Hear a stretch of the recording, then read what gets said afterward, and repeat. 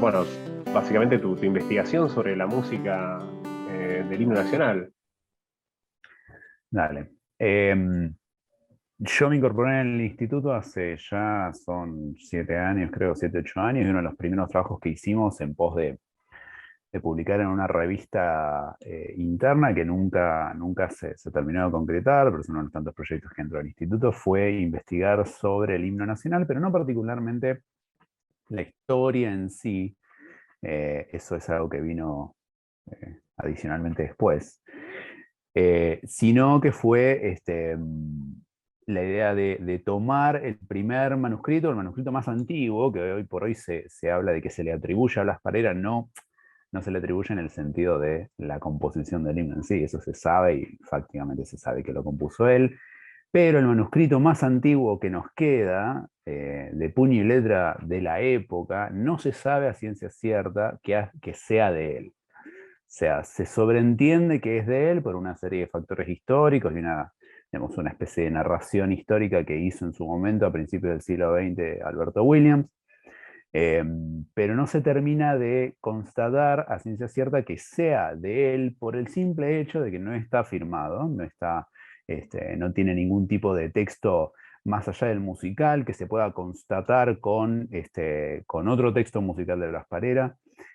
No nos llega a nuestros días a través de una línea hereditaria concreta de Blas Parera. O sea, no es que le quedó a sus hijos y de sus hijos llegó a sus nietos y de sus nietos llegó a nuestros días, sino que casi fortuitamente Alberto Williams se lo encuentra entrevistando a las hijas de Esteban de Luca. En la época de Blas Parera estaba la familia de los de Luca, que eran poetas y políticos y periodistas, como no muy en esa época.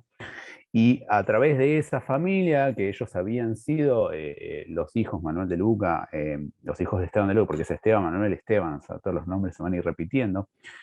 eh, Uno de ellos había estudiado piano con Blas Parera antes de su exilio a España, su exilio definitivo a España, y él le deja a sus hijas, que son las que eventualmente a principios del siglo XX, o en realidad a fines del XIX, pero ahí nomás, le entregan a Alberto Williams cuando él las está entrevistando para su publicación sobre la historia del himno nacional, y le dice: nuestro padre nos dijo que este manuscrito era del maestro Parera. Entonces ellas le dan el manuscrito a Alberto Williams le dice: no, esto no lo puedo tener yo, hay que donarlo al Museo Histórico Nacional.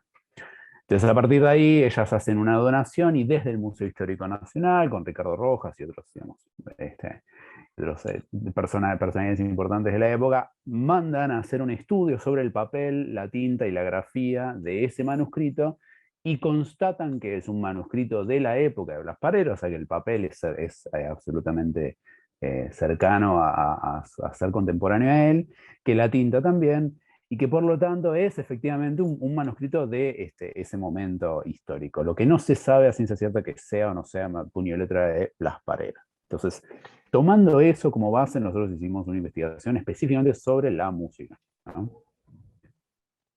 No sé si Perdón, ibas a Patricio, decir algo. te hago una pregunta, sí. Sí. Entonces, si no hay ningún manuscrito firmado por Blas Parera, ¿cómo se pudo conservar la música del himno? La música del himno particularmente llega a nuestros días porque obviamente esa música se interpretaba, digamos, una vez que se compuso, se interpretó, se estrenó y eso se hicieron diversos arreglos que fueron pasando a bandas militares principalmente, y a través de los archivos de las bandas militares nos fue llegando a nuestros días el himno. Además, cercano a la composición del himno, en 1820 algo, más o menos, no recuerdo exactamente la fecha, aparece una publicación, la primera edición en papel del himno, de la música del himno, en una revista llamada La Lira Argentina, que era una revista poética de la época, donde aparece la música escrita y a su vez aparece el poema del texto que acompaña la edición. No está puesta el texto en la música, pero sí está la música y el poema aparte. Entonces, a partir de ese momento, nosotros, digamos, vamos teniendo, y además aparecen distintas publicaciones en Europa, donde se edita el himno y se edita la música y se publica. Una línea temporal muy interesante de esto es el estudio que hace Williams, que es un libro que se consigue bastante fácil en PDF, si no, después te lo paso por mail, donde él ahí justamente hace este estudio histórico de estas distintas ediciones que van apareciendo, las compara, dice, esta es una copia de esta es una copia de esta otra, o sea, va haciendo como un recorrido histórico de eso. Y bueno, y ahí después elige 4 o 5 versiones más primigenias del himno y las compara musicalmente. Porque este manuscrito que él encuentra a través de las hijas de Luca es considerablemente distinto musicalmente al himno que a nosotros nos llega a nuestros días. Nuestro himno en realidad es aceptado desde el arreglo de Juan Pedro Esnaola, que hace primero para un álbum musical de Manolita Rosas, que era un álbum de piano para que ella practicara piano y digamos, trabajara sus capacidades musicales, y está incorporada en este álbum, que es en fines de la década del 40, de los 1800, 1846, 48, que aparece en este álbum una versión del himno hecho por Esnaola, y después él simplificada, ¿no? Para que ella pueda tocar, simplificada, digamos, a lo que eran los cánones ya de la época, que en la Argentina, digamos, ya se estaba tendiendo a una rama más romántica europea de lo que era la concepción musical en general, entonces la escritura armónica, melódica, era un poco más expandida de lo que era 30 años antes cuando Blas Parera escribe su himno, ¿no?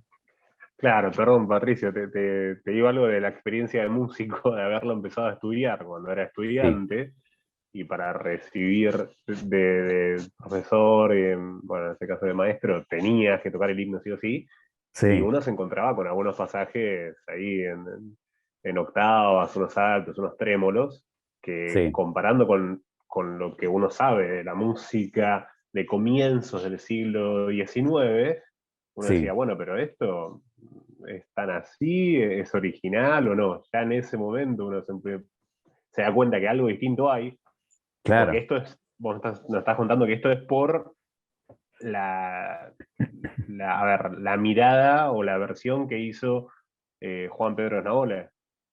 Claro, claro, Esnaola hacia fines del siglo XIX, segunda mitad en realidad, no tan fines, va a ser el responsable de generar la versión que eventualmente se dictó como nuestra, que es la que cantamos, que es la que se toca, en su arreglo para canto y piano, con, digamos, la expansión armónica que tiene, con una aclaración importante: el himno original está escrito en mi bemol mayor y nuestro himno se canta en si bemol mayor.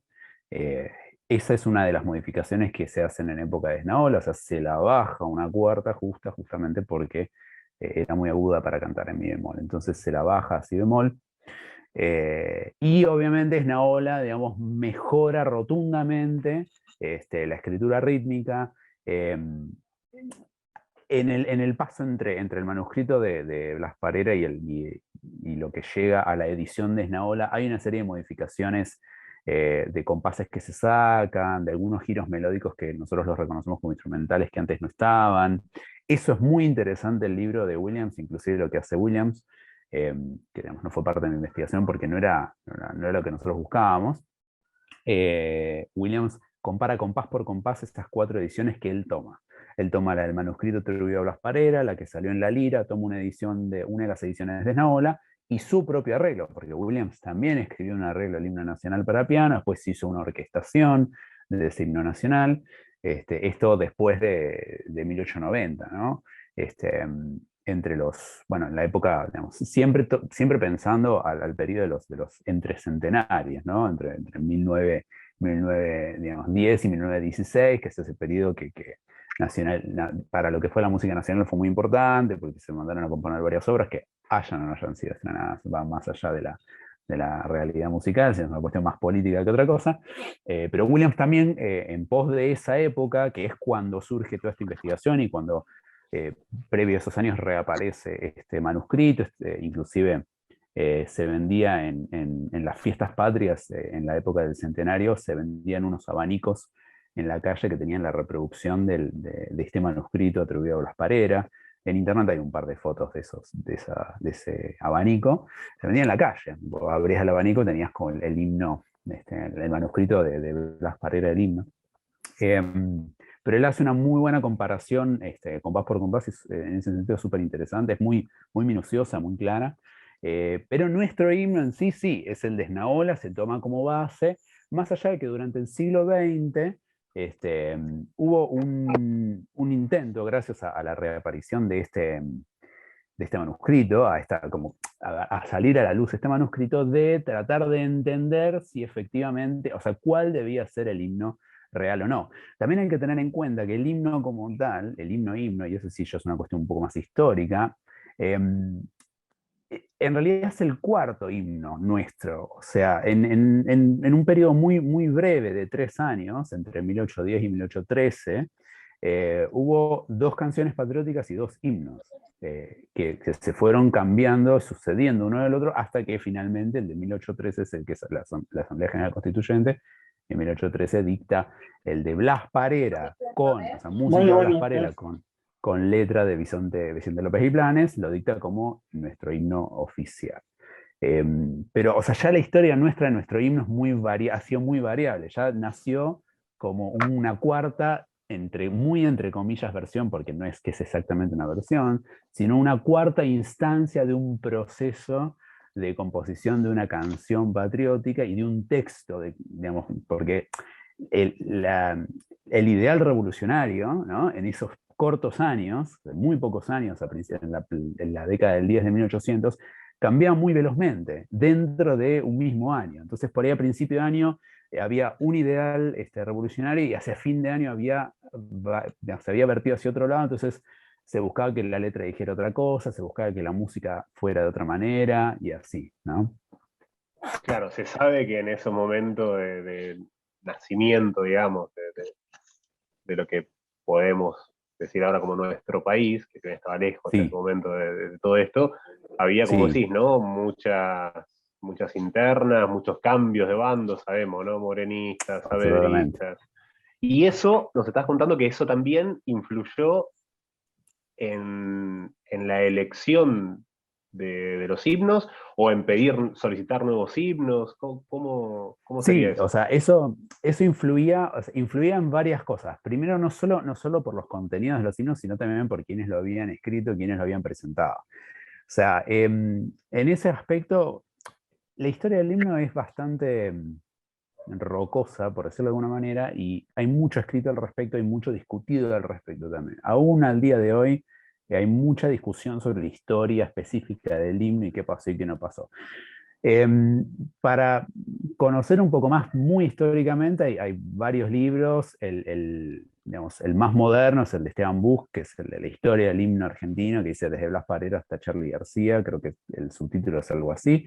Se consigue muy fácilmente. Es un libro bastante minucioso en cuanto a estudiar la cronología de todas las distintas versiones por las cuales atravesó el himno a lo largo de la historia. Pero el más conciso, que a mí por lo menos siempre me resultó más conciso, el más directo, porque aparte a principios del 1900, primera mitad del siglo XX, hubo una discusión muy grande de los musicólogos que empezaban a surgir, como Carlos Vega, como Víctor de Rubertis, como varios músicos que investigaban, o musicólogos, donde se discutían las verdades o mentiras de la historia del himno. Y para mí el más claro de todos, que un poco lo hace también por discutir con otro, porque siempre las publicaciones académicas a veces son así.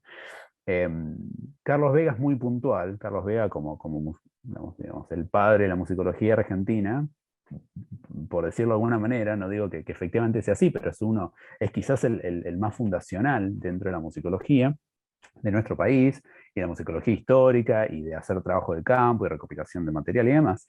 Él estudia la historia del himno a través de lo que aparece en las distintas actas y publicaciones oficiales de las diferentes asambleas generales constituyentes que hubo a principios de 1800. Entonces él va directamente a la documentación y dice, la documentación dice esto, se infiere de la documentación tal cosa.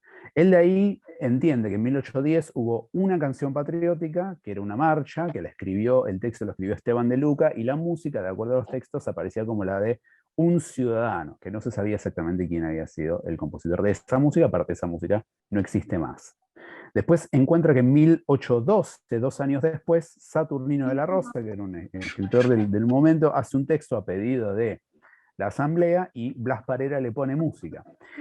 Y después descubre que ese mismo año aparece un himno con texto del fray Cayetano Rodríguez, que ahí sí es por una decisión política, se tira a la basura ese texto, porque este fray eh, tiene una situación bueno, vienen los españoles, él le cuesta renunciar a la corona, ahí tuvo una cuestión histórica que es bastante divertida, que por ahí extiende un poco lo que podemos hablar hoy del himno, pero por una cuestión puramente política y exilios y demás, la letra que él había escrito se la tira a la basura, la música era de Blas Parera en 1812, y hacia el año siguiente, igual es un periodo de meses, porque es tipo noviembre de 1812 y principios de 1813, finalmente se pide se envía un nuevo pedido de letra y Vicente López y Planes presenta su letra, que ya de alguna manera ya estaba adaptada a la música de Blas Parera, porque la música de Blas Parera ya existía.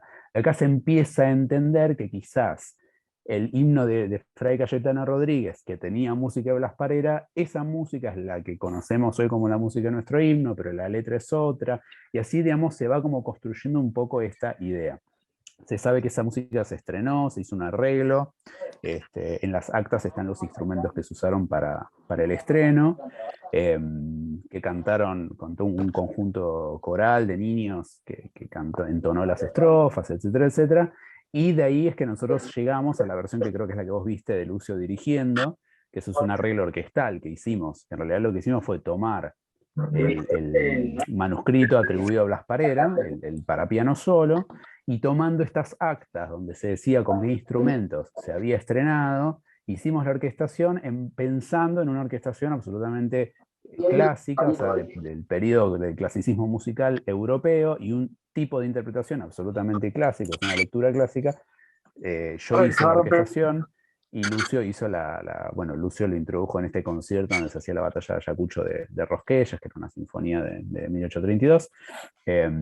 Y ahí él hizo una lectura bastante clásica de la partitura, digamos. Trató de despojarla de todo lo acostumbrado del himno y hizo una lectura bastante más, si se pudiera decir, haydniana o mozartiana de lo que era la partitura en sí, ¿no? Una consulta entonces, Sí, Patricio. La historia del himno, por lo que vos estás contando, no es tan lineal como justamente como se enseña o como comúnmente nos claro. dicen, ¿no? Bueno, ya está, no se habla de, quizás no sea casual, pero de estos himnos anteriores, de que la música ya existía, Sí, todo esto es súper interesante. Y en cuanto a la letra, esa letra que compone, que sí, que escribe sí, López y Planes. Vos me decís que sí. él la está haciendo, nos estás contando que la hace sobre una música ya preexistente, incluso quizás con la limitación métrica que eso impone, ¿no? Mira, eso es lo que se intuye. O sea, y es un poco lo que intuye Carlos Vega cuando entiende, porque mucho se habla de que Blas Parera, o sea, hay unos registros muy románticos de Blas Parera, escribió la música en una noche o la estrenó, se sentó al piano y escribió el himno así velozmente, o que la estrenó en la casa de Mariquita Sánchez de Thompson, que bueno, y lo que usualmente aparece en la Villiquen sobre la historia del himno, que no está mal, no es incorrecto, lo que pasa es que digamos, es una tergiversación típica, prototípica histórica, ¿no? Donde se readaptan los hechos. Eh, y un poco tiene un poco de realidad, un poco de relectura de lo que sucedió. Lo que se intuye es que cuando en 1812 se hace este primer himno, ya llamado himno, con la letra de Fray Cayetano Rodríguez, y se le pide a Blas Parera que haga la música. ¿Por qué Blas Parera? Blas Parera era un músico muy importante de la época, era el director del teatro, del primer teatro que hubo acá en Buenos Aires. Entonces era una figura muy importante, era director de orquesta y compositor, y entonces se le pide a él que haga la música de este primer himno. Cuando se tira a la basura, por decirlo de alguna manera, se elimina la letra, porque este himno se estrena, se presenta en público, en sociedad, todo. Cuando la letra ya no cierra y se tira a la basura y se manda a pedir otra, se intuye que Vicente López había estado en el estreno de este primer himno original, había estado en esa función que en realidad sucede en una de las, convocado por la propia Asamblea General, eh, que él conoce este himno ahí, entonces que la letra que presenta se adapta a la música que él ya había escuchado. Entonces por eso, porque en las actas aparece un texto que dice, se elige, se mandó a pedir una letra nueva y se elige la de Vicente López y Planes por ya tener la música puesta. Lo cual no se termina de entender muy bien qué significa, entonces se intuye que el tener la música puesta significaba que Vicente López y Planes escribe la letra de acuerdo a la música que ya existía de este himno anterior. Entonces, al presentar la letra y ya tener la música, la asamblea dice, bueno, buenísimo, que sea este el himno que ya está completo, porque se presentaron varias opciones de letras distintas. Pero como Vicente López y Planes había escuchado el himno que se había estrenado el año anterior, se intuye que él escribió la letra para adaptarse a ese himno y que por eso es aceptado con tanta facilidad, digamos, en 1813.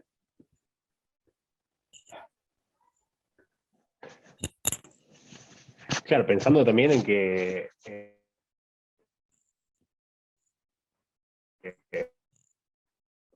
justamente estamos aquí, que esto.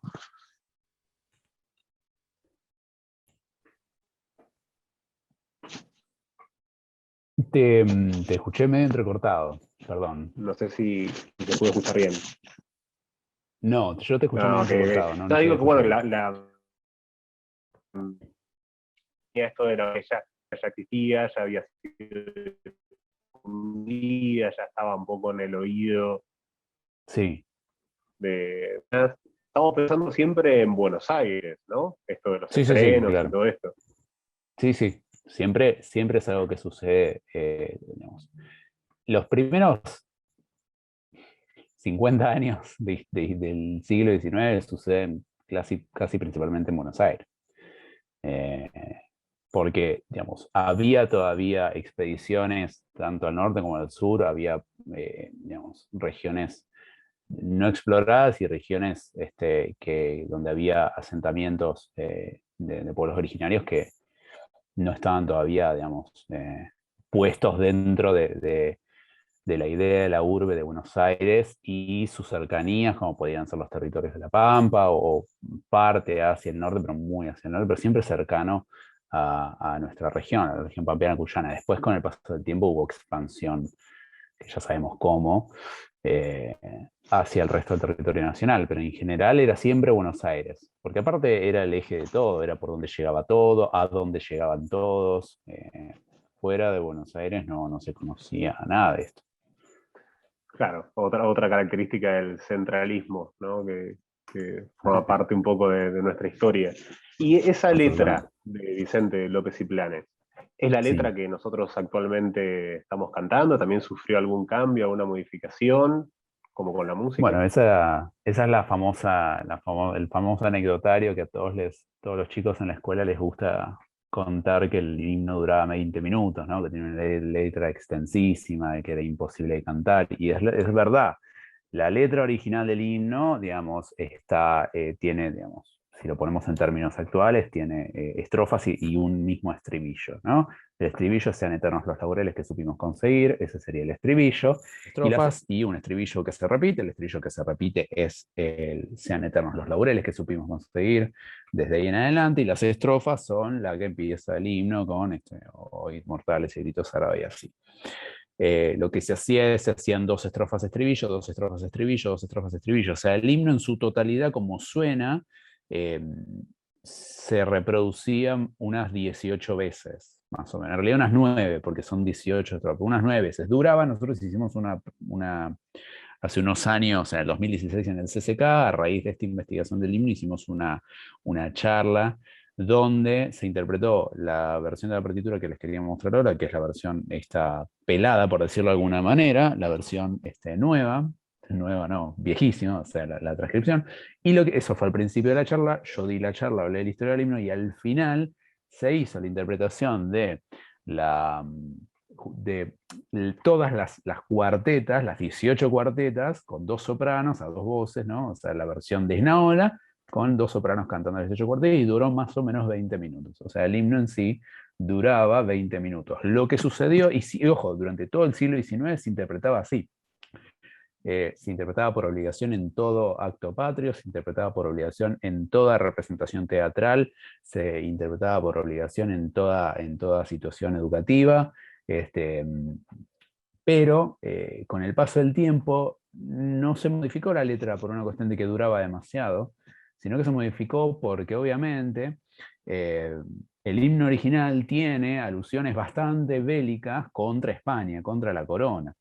Es un himno bastante revolucionario, bastante sangriento, habla de a sus plantas rendido un león, el león es la representación de la corona española. Entonces, como durante el siglo XIX, al principio, por decirlo básicamente, estaba todo re mal con España, y hacia el final empezó a estar todo mucho mejor, sobre todo una cuestión política y económica, empezó a haber un fuerte intento y una fuerte percepción de que el himno era bastante anti-español, y se empezó de a poco a reducir hasta que eventualmente la presidencia la posterior a la presidencia de Rivadavia se decretó la reducción de la letra a como se la conoce hoy en día.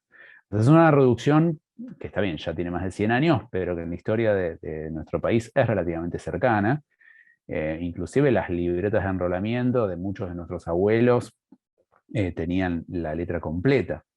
Al principio de la libreta de enrolamiento, vos veías, estaba toda la letra escrita del himno absolutamente completo. Pero bueno, es algo que se dio por una cuestión más que nada política y de relación con la corona en sí, con España, que bueno, que surgió en el siglo XX, fue una modificación del siglo XX, ¿no?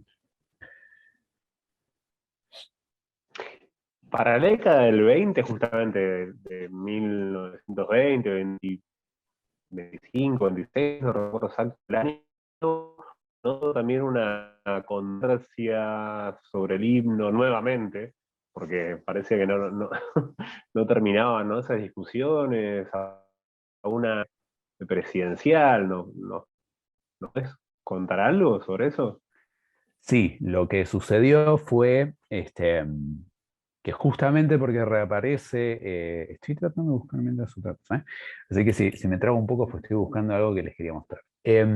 Justamente porque reaparece este himno, este manuscrito atribuido a Blas Parera, en cuanto a que fuera fácticamente puño y letra de él. Esto es a principios del siglo XX. Entonces, durante la presidencia de Marcelo Torcuato Alvear, se envía, una vez que se acepta que este manuscrito es efectivamente de la época y por lo cual se le atribuye a Blas Parera como tal, y que se le reconoce que tiene digamos, diferencias notables con respecto al himno que se estaba cantando de Esnaola, que ya tenía ese momento unos 50 años de interpretación, más o menos, 40, para redondear para abajo. Alvear hace una comisión de 3 músicos que eran Floro Ugarte, José André y, si no me equivoco, Carlos López Buchardo. No estoy 100% seguro, puedo estar equivocado, pero que eran André y Floro Ugarte seguro, que eran músicos bastante reconocidos argentinos de ese momento. Los manda a hacer una investigación con respecto a la música y a constatar si efectivamente ese era nuestro himno real, como había sido concebido, y si de ese entonces se tenía que interpretar este himno y no el que se venía interpretando de Snaol. Se habla de esto, de aquel himno, el himno es exactamente el mismo. Lo que pasa es que musicalmente es diferente en cuanto a la armonía, la escritura armónica es mucho más sencilla, digamos, la escritura melódica también, o sea, los ritmos están muy simplificados, o sea, es más una especie, parece más una especie de borrador o de una especie de transcripción de alguien que se quedó con lo que escuchó y lo transcribió. Aunque una muy buena memoria auditiva, digamos, porque es muy completo, ¿no? Entonces estos 3 compositores se mandan a hacer esta investigación, consultan con Williams, que había hecho su investigación y su libro, consultan con varios otros compositores e investigadores del momento, y determinan que sí, que efectivamente ese era el himno original y que supuestamente deberíamos estar interpretando eso. Entonces, el 25 de mayo de 19 te debo el año, perdón, se hace una, o sea, se había preparado una reorquestación a través de esta fuente nueva que la habían preparado estos tres compositores y se interpreta en el Teatro Colón el 25 de mayo por las fiestas patrias. Y parece que eso genera un revuelo atroz, este no es nuestro himno, ¿qué es esto? Que esto es una porquería, que no sé qué. Tal fue la violencia con la cual, digamos, fue recibido que un mes y pico después, en las fiestas del 9 de julio, se podían leer pancartas en la calle que decían devuelvan nuestro himno, y cosas por el estilo. O sea, realmente fue algo muy rechazado por la sociedad, por lo cual en ese momento se volvió a armar una segunda comisión consultora donde volvieron a investigar y esa comisión dijo, no, el que tenemos que hacer es el de Esnaola, y se firmó por decreto que el de Esnaola iba a ser el que efectivamente se iba a interpretar, y esto sí es de alrededor de 1940 y monedas, donde desde ese momento por decreto se dicta que en todo el territorio nacional, en toda escuela, en todo acto patrio, el himno que se iba a interpretar era esa versión de Esnaola, que era la que normalmente se venía usando tradicionalmente. De esto hay una fuente muy interesante, que está el decreto escrito y se consigue fácilmente en el archivo de la Biblioteca Nacional, o en ediciones antiguas del himno de Esnaola, en ediciones de la partitura, aparece reproducido el decreto. Generalmente en la tapa de atrás sí se puede leer el decreto presidencial que lo dicta como tal, y están los nombres de los compositores que lo decretaron. En ese sentido, digamos, las fuentes son muy accesibles y muy directas. Porque, ¿qué es lo que pasa? Después les voy a dejar acá un video, que yo lo tengo, acá lo tengo. No lo tengo listado, lo tengo en mi canal de YouTube, pero no lo tengo listado, que es un video donde se interpreta en piano, que el pianista es Javier Mas, este himno, justamente esta versión para piano solo, porque lo que tiene el manuscrito de atribuido a Blas Parera es que no, les voy a poner el link acá en el chat, así lo tienen. La versión de este manuscrito de Blas Parera no tiene el canto, es solo la música, es solo la parte de piano. Entonces, que es la que nosotros a través del instituto recuperamos, editamos, transcribimos, hicimos una edición crítica, donde el resultado fue este que van a ver acá. Este fue el resultado de esa investigación. En pos de una edición, esta edición es complementaria, es un tipo de edición, nosotros la llamamos ediciones críticas para interpretación estudio, porque el término edición crítica es muy, no discutido, pero digamos, se espera una cosa muy particular y se espera una investigación musicológica muy puntual. Nosotros como en el instituto, más allá que yo estoy trabajando en mi doctorado en musicología, desde el instituto hacemos un tipo de investigación en el área académica que no es musicológica específicamente, sino que es como músicos que investigamos. Entonces, el material que nosotros queremos generar son partituras que sean para interpretación, o sea, que estén con todos los errores corregidos, con sugerencias de interpretación, con sugerencias de comprensión del texto, que no siempre es viable porque la música argentina ha tenido muy poca difusión, entonces no hay una costumbre y un canon de interpretación sobre la música argentina en general, de todos los años. Entonces, nosotros presentamos una edición crítica, que bueno, el texto es un poco lo que hablamos ahora, bastante más reducido, hablamos de las fuentes y demás, el texto es bilingüe, en español y en inglés, para eventualmente llegar, después de todo este texto que no es tan importante ahora, pues más o menos lo que estuvimos diciendo, la historia de Blas Parera y demás, llegamos específicamente a la partitura, ¿no? Que nosotros partimos del manuscrito de Blas Parera y hicimos esta transcripción con adicionales muy simples críticos, como pueden ser indicaciones dinámicas bastante básicas, como para reproducir un poco la idea del himno, indicaciones de ligadura o de fraseo. Pero fuera de eso, el texto musical está tal cual está escrito en el manuscrito. Ya de por sí se puede ver que es en mi bemol mayor, lo cual es bastante más extraño que la norma, que comienza con un acorde, plaqué, que está escrito así en el manuscrito original, por eso nosotros lo transcribimos, y después es todo bastante sencillo en cuanto a la escritura, tanto digamos, armónica como rítmica. La melodía escrita por octavas, los acompañamientos de acorde generalmente son acordes a dos voces, o sea, no son acordes completos, son siempre, digamos, armonías de relleno, las escrituras en tresillos absolutamente atresilladas, muy básicas, para una cosa que nosotros estamos acostumbrados a escuchar o a ver de otra manera. Es un himno bastante sencillo en cuanto a su concepción en esta música, entonces parece ser como una especie de mapa más que una partitura completa. Y está presentada así en el original, es decir, sin la parte de canto y sin ningún tipo de aclaración, ni indicación dinámica, ni ningún tipo de ligadura. Vos fíjate que lo que está punteado y lo que está entre corchetes está agregado por la edición y es básicamente todo. O sea, la edición original solo tenía música. Lo cual también es llamativo. Inclusive estos bemoles que están agregados entre paréntesis, el propio Williams, que también estudia esta partitura, tiene ciertas concepciones sobre esto que él a su vez corrige y nosotros como editores descorregimos. O sea, hicimos también un trabajo de volver hacia atrás porque hay ciertas concepciones. Hay ciertas frases de Williams en su investigación donde dice cosas como un músico de la talla del maestro Parera no puede haber cometido este error tan vil. Bueno, cosas de ese tipo muy prototípicas de la escritura williamsiana.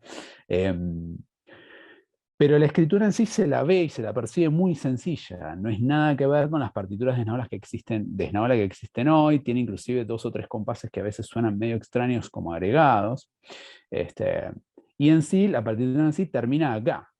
Lo que hicimos para esta edición, bueno, están los apéndices con las notas y las cosas que notamos en los distintos compases, y para esta edición hicimos como un agregado, una especie de regalo. ¿Qué pasaría si tomáramos las voces y las tratáramos de insertar en esta versión? Entonces tomamos las voces de acuerdo a cómo están escritas en lo que sugiere Williams. Entonces, sobre lo que sugiere Williams para esto, nosotros tomamos la versión a 2 voces y lo injertamos en esta versión como para que haya una especie de comparativa un poco más cercana a nuestros días. Este trabajo obviamente no es novedoso, esto es, como vos bien dijiste y recién contamos, se hizo a principios del siglo XX, o sea, esto lo hicieron a pedido de la Presidencia de la Nación para constatarse. Este trabajo se hizo, lo que pasa es que se descartó y desapareció. Nosotros volvimos a la fuente y buscamos, digamos, ponerla en evidencia nuevamente como para que quede un registro más real, editado e histórico de esta versión. Y en pos de eso hicimos la orquestación, que también le hice yo, aunque la orquestación no es un trabajo del instituto, sino que es un trabajo particular porque el concierto que dirigió Lucio en el CCK, que está el video en YouTube, es un concierto, digamos, particular. Fue, digamos, un concierto ad hoc, no está dentro del marco del instituto. Se hizo una orquestación particular tomando esta versión del himno, o sea, esta versión de la partitura así transcripta, y orquestándola de acuerdo a los instrumentos que decían las actas, que eran cuerdas, 2 cornos, clarinetes, y ahora no recuerdo más, pero una orquestación muy clásica. Patricio, es llamativo como teniendo, primero como siendo el himno, con el aval de la Asamblea General Sí. Constituyente de 1813, y Ujú. después siendo tocado, teniendo una orquestación. Esto no fue solamente ejecutado en un fortepiano de momento, o algo así, no, a ver, hubo Sí. una orquestación. ¿Cómo es que todas esas partituras se perdieron, que no se conservó? Porque sí se conservó la letra, nos llegó sin mayor inconveniente, más allá de esto que nos narraste, de los motivos políticos para su reducción. Pero Claro. estamos hablando de que la instrumentación, ni siquiera sobrevivió la instrumentación original, ¿no?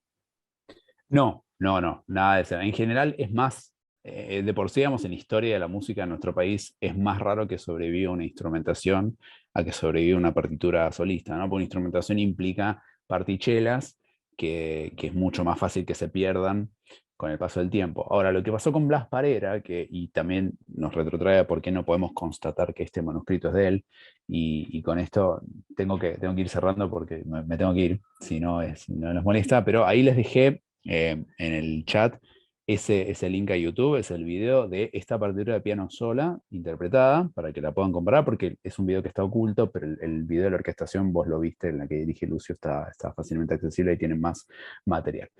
¿Qué pasó con Blas Parera? Blas Parera era catalán, ¿no?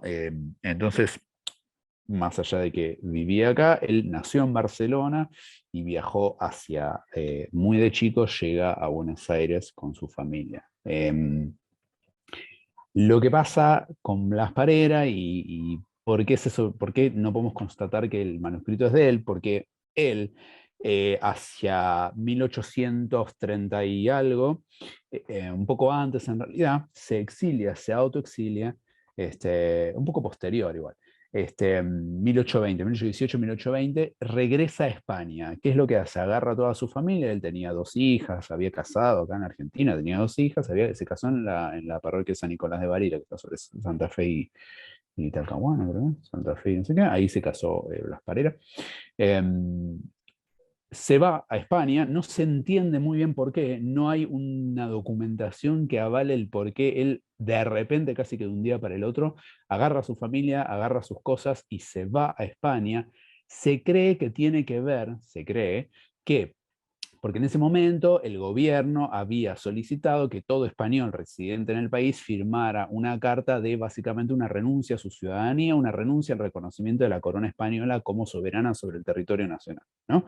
Una carta de renuncia donde básicamente era, bueno, vos querés ser ciudadano argentino, tenés que renunciar a tu ciudadanía española, digamos, poniéndolo en términos actuales. En realidad era un poco más en cuanto a la, digamos, a la política de la situación y a los ideales, era un poco más complicado lo que se solicitaba. Era una renuncia a la corona y una renuncia al rey, y bueno, era algo más fuerte que muchos españoles no quisieron hacerlo y se fueron a España. Se intuye que con Blas Parera pasó algo similar, donde se le pidió que él, que encima era una figura pública, era director de la orquesta, del teatro, del único teatro que existía en ese momento y que fue casi que el único teatro hasta muy entrado el siglo XIX.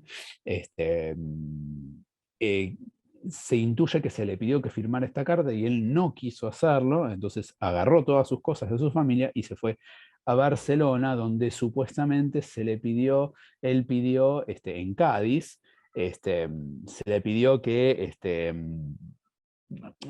él trató de solicitar bueno, que se hiciera una especie de dispensión por él ser músico, por haber aportado a la cultura a la nación, como que hiciera una dispensión que la corona española intercediera de parte de él con el gobierno nacional, pero obtuvo lo contrario. Cuando llega a Barcelona se lo observa, se lo tienen como un poco a la distancia, porque cualquier viajero que venía de Sudamérica era observado porque era considerado espía en esa época. Entonces, cualquiera que viniera de Sudamérica o que fuera de Sudamérica hacia España era considerado espía, entonces se lo controló bastante, como que se lo aportó un poco a la sociedad española y se lo tuvo así durante más años. De los esperados. El de Cádiz pudo viajar eventualmente a Barcelona, o sea, él llega a Cádiz y eventualmente puede viajar a Barcelona y muere en 1840.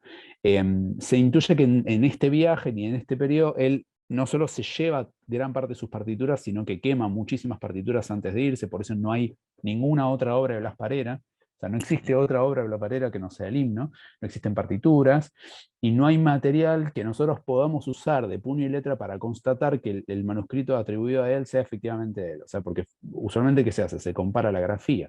Si vos tenés 5, 6, 7 partituras manuscritas de Blas Parera, que sabes que son de él, la comparás con la que no sabes y fácilmente identificás si efectivamente eso que no sabes, eso no es de él. Como sucedió esto con él y se cree que él antes de irse quema todo, que era una cosa bastante común, los músicos argentinos tenían esa costumbre de esto no me gusta, lo quemo, quemaban sus cosas, tiraban sus cosas, era muy común que hicieran desaparecer mucha de su música, él hace esto, o como él antes de ir para España, de Buenos Aires va primero a Río de Janeiro y de Río de Janeiro viaja efectivamente a Cádiz. No se sabe si en ese tramo se perdió o por una cuestión de aliviar el viaje dejó todo en algún lado y se perdió, o se lo dio a alguien y ese alguien lo usó para otra cosa, pero efectivamente la música de él se perdió. Por eso hoy no tenemos nada de Blas Parera, ni acá ni en España. Por eso justamente también se entiende que como se lo tuvo muy a la distancia como un posible espía, se podría dar a entender que él cuando llega a España tira a la basura toda su música y toda su obra y todos sus escritos como para decir, no, yo renuncié absolutamente a las colonias, yo quiero volver a mi país. Entonces como que él, digamos, en una especie de acto de reivindicación o por lo menos de limpiar su nombre como un verdadero español, todo lo que él había producido acá lo tira, lo quema, lo hace desaparecer.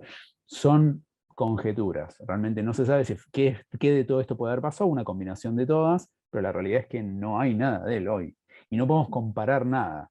Entonces no podemos hacer ninguna comparación de nada y por eso queda en atribuido a, el manuscrito y va a quedar así para toda la historia, creo. Al menos que algún día aparezca en Barcelona un manuscrito firmado por él, cosa que a esta altura lo dudo muchísimo. Pero bueno, así queda. Así que esa es la historia del pobre Blas Parera y su música, porque no tenemos nada. Muy atravesado por la política, hemos visto entonces, la historia del himno no es simple Por ni supuesto. lineal, ¿no? Nada. No sé si alguna de las colegas quieren hacer alguna pregunta, una de las capacitadoras que están en la reunión. No sé si quieren aprovechar algo que nos haya quedado con Patricio.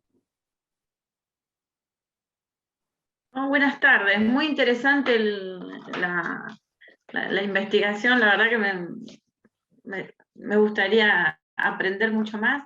Me queda esta duda sobre no sé cómo se llama el instrumento, pero que es parecido a un piano que está en el Museo Histórico Nacional.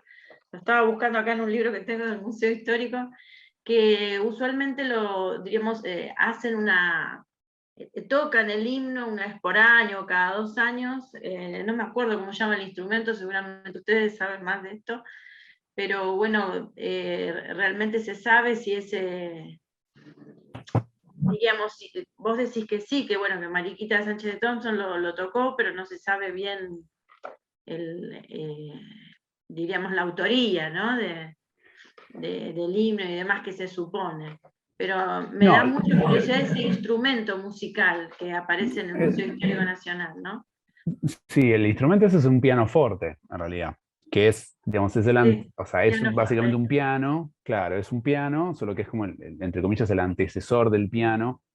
El funcionamiento es muy similar al piano actual. Es más, el piano nuestro, del nombre, digamos, deriva de pianoforte, porque en realidad el pianoforte era lo que se llama clavicembalo, per sonare, piano e forte, o sea, clave que puede sonar suave o puede sonar fuerte. Que eso es lo que era, porque fue una readaptación del clave, de lo que se llama, de lo que es, digamos, los típicos claves que se usaban previamente eso, y nace, lo inventa un tipo que se llama Cristofori en la época de Mozart, más o menos. Por eso los primeros conciertos para piano de Mozart son en claves, él los escribe para clave y los últimos los escribe para pianoforte. El pianoforte que está en el Museo Histórico Nacional es el de Mariquita Sánchez de Thompson y encima tiene la letra del himno nacional manuscrita y con el retrato de Vicente López y Planes hecho por Carlos Morel, un pintor, fue uno de los primeros retratistas de la vida rural en este país. Lo, lo que se dice de que se tocó por primera vez en la casa de Mariquita Sánchez de Thompson es una historia que tiene base fáctica de realidad, pero no es que efectivamente agarró el himno y se cantó el himno a las 20 estrofas, porque en realidad lo que se intuye, como les decía antes, que esta música era originalmente para otra letra, que era la letra del año anterior a la de Vicente López y Planes, se sobreentiende que seguramente Blas Parera lo llevó a alguna de las tertulias en la casa de Mariquita Sánchez de Thompson y lo expuso ahí y lo trabajó ahí. Pero lo que nos llegó a nuestros días se estrenó ahí, o también lo que se dice es, él no tenía piano en su casa, entonces Mariquita Sánchez Thompson le prestó su piano y él en una noche se puso a componer el himno. Tampoco es así. Vamos, No como que sabemos. Claro, pero son como historias muy románticas de algo Claro. que... Claro, me hace acordar lo que comentaste con respecto a principios de siglo y los festejos del centenario, un poco Mm, las obras pictóricas que le mandaron a hacer a Subercaseaux, un pintor chileno, que bueno, que claro, son las del Cabildo Abierto, la de Mariquita Sánchez de Thompson tocando el himno, que un poco recrean una situación que claro, no se sabe si es verdad, porque bueno, no había claro, documentos, ¿no? En ese momento para verificar si realmente lo que estaba haciendo este pintor chileno sobre la revolución en Buenos Aires, sí. un poco era conmemorando ese centenario. Bueno, un poco lo que contaste sobre la partitura me hace acordar mucho a estos festejos del centenario a principios del siglo XX, ¿no? Para Claro. 1910. Muchísimas gracias a vos No, por favor. y la hacemos extensivas obviamente al Instituto de Investigación en Etnomusicología, que Gracias. depende de la Dirección de Educación Artística de la Ciudad de Buenos Sí, Aires, un instituto público, yo siempre resalto esto, es un instituto público que realiza este tipo de investigación para recuperar y revalorizar e incluso poner a disposición de los otros músicos un material valiosísimo de nuestra cultura nacional. Absolutamente. Bueno, muchísimas Gracias gracias. a ustedes. Gracias. Gracias. Nos vemos. Hasta luego.